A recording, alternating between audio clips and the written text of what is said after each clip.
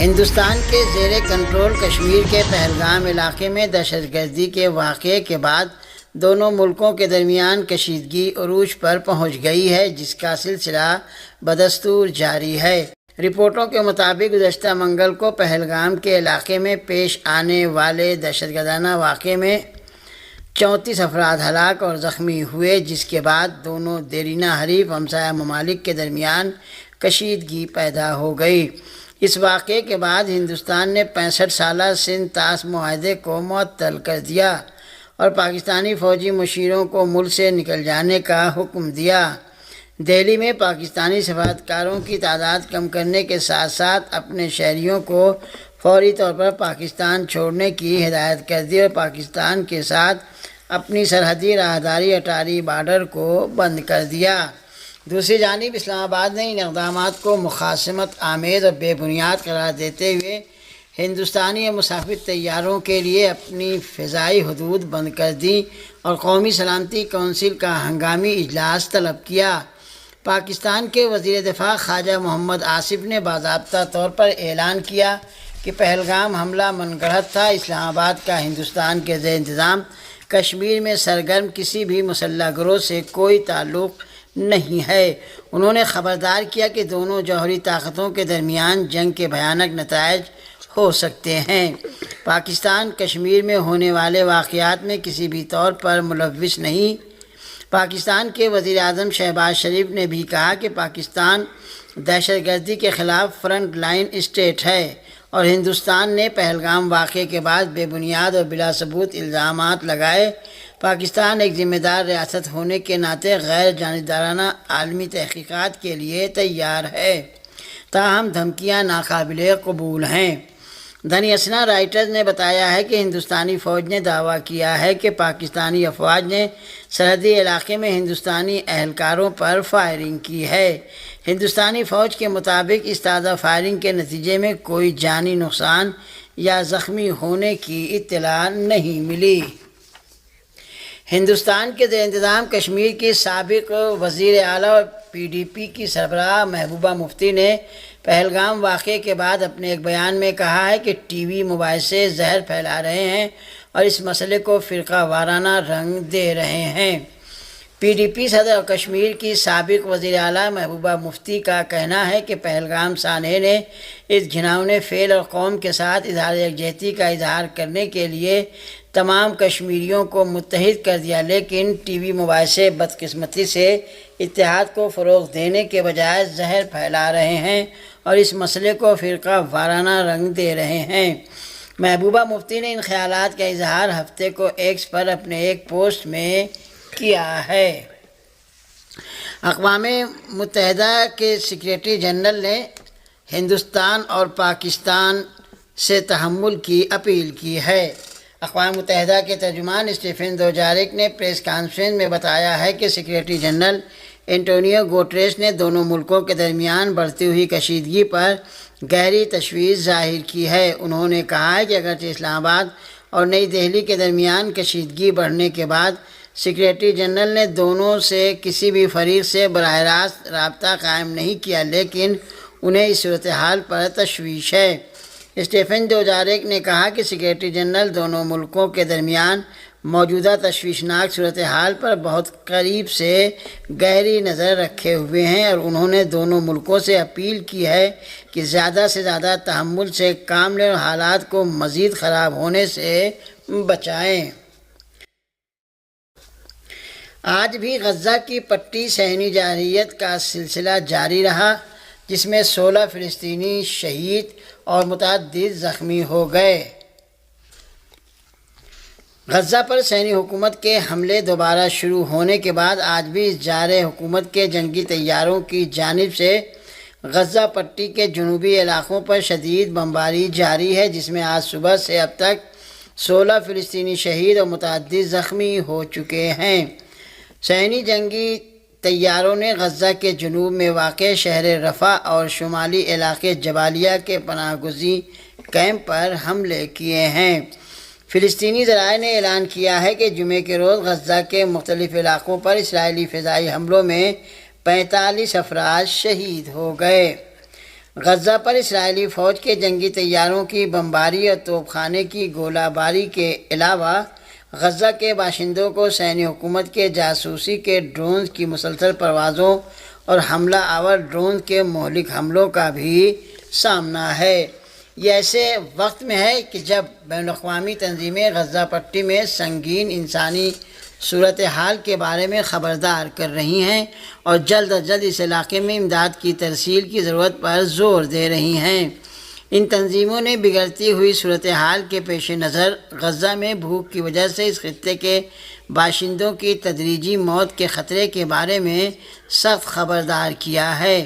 اقوام متحدہ کی امدادی ایجنسی برائے فلسطین پناہ گزین انروا نے بھی کہا ہے کہ اسرائیلی فوج کی جانب سے فلسطینیوں کے جبری انخلا نے فلسطینیوں کو غزہ کے ایک تہائی سے بھی کم حصے تک محدود کر دیا ہے۔ دوسری جانب فلسطینی مزاحمت کاروں نے بھی صہیونی حکومت کی فوج کے ان جرائم کا منہ توڑ جواب دیا ہے۔ اسرائیلی میڈیا رپورٹس کے مطابق غزہ پٹی میں گزشتہ چند گھنٹوں کے دوران 2 صہیونی فوجی ہلاک اور 7 زخمی ہوئے ہیں۔ غزہ پٹی میں فلسطینی وزارت صحت نے اپنے تازہ ترین اعداد و شمار میں 7 اکتوبر 2023 سے اب تک غزہ پٹی کے نہتھے مظلوم عوام پر اسرائیل کی غاصب حکومت کی نسل کشی کی جنگ میں شہداء کی تعداد 51,355 اور زخمی ہونے والوں کی تعداد 1,17,248 بتائی ہے۔ امریکہ نے ایک بار پھر صہیونی حکومت کی حمایت میں آج صبح یمنی سرزمین کے علاقوں کو فضائی حملوں کا نشانہ بنایا ہے۔ اس رپورٹ کے مطابق یمن کے المسیرہ نیٹ ورک کے مطابق امریکی لڑاکا طیاروں نے آج ہفتے کی صبح 2 بار صوبہ الحدیدہ کے شہر السلیف میں واقع راس عیسیٰ کی بندرگاہ پر بمباری کی ہے۔ دوسری جانب اسرائیلی فوج نے آج ہفتے کی صبح اعلان کیا ہے کہ یمن سے مقبوضہ علاقوں پر ایک میزائل داغا گیا۔ یمن کے المسیرہ ٹی وی کے مطابق اس میزائل حملے کو روکنے کے لیے غاصب صہیونی حکومت کا ایئر ڈیفنس سسٹم فعال ہو گیا اور خطرے کے سائرن بجنے لگے۔ قابل غور ہے کہ امریکی حکام نے یمن میں $200 ملین مالیت کے 7 عدد MQ-9 ڈرون مار گرائے جانے کا اعتراف کرتے ہوئے تسلیم کیا ہے کہ تحریک انصار اللہ کے ڈرون گرانے کی صلاحیت نے آپریشن کے دوسرے مرحلے میں منتقلی کو روک دیا ہے۔ انہوں نے اعتراف کیا ہے کہ یمن میں مشن کی انجام دہی کے لیے سب سے موزوں ڈرون MQ-9 ڈرون ہیں، جنہیں یمنیوں نے کئی بار مار گرایا ہے اور ان ڈرونز کو نشانہ بنانے میں وہ زیادہ ماہر ہو گئے ہیں۔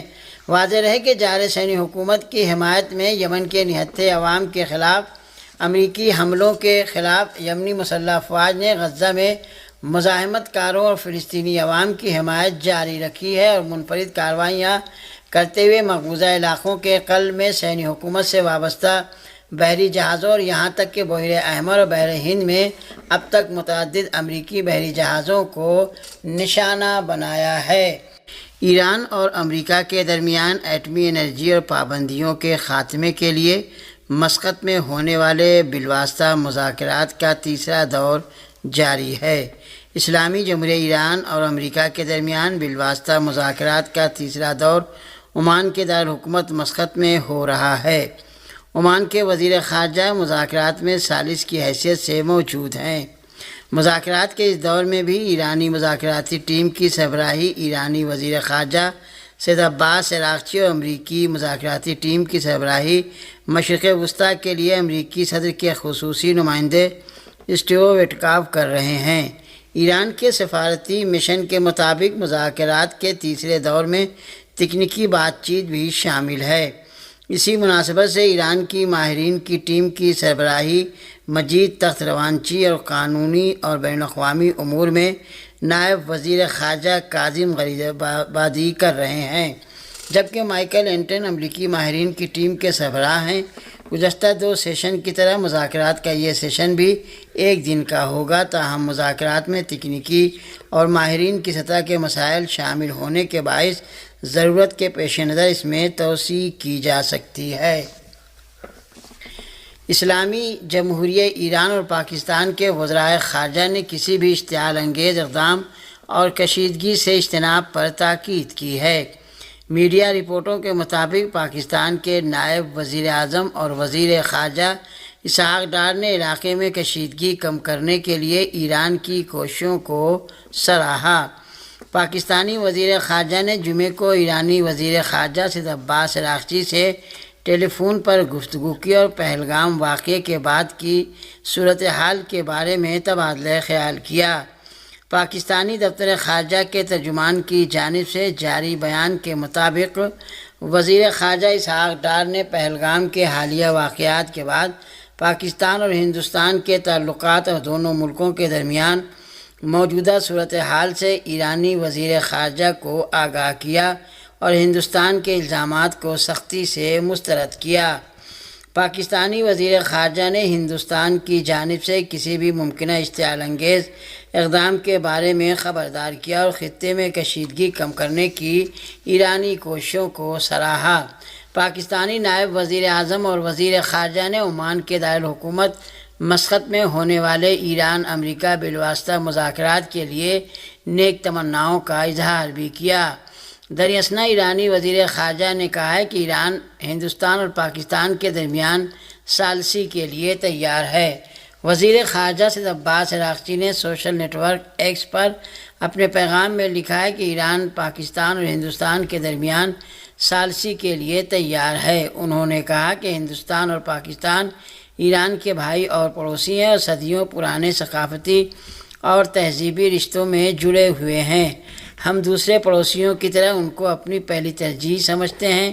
انہوں نے کہا کہ تہران اس مشکل وقت میں فریقین کے درمیان افہام و تفہیم کے لیے اسلام آباد اور نئی دہلی میں ہر ممکن کوشش کو بروئے کار لانے کے لیے تیار ہے۔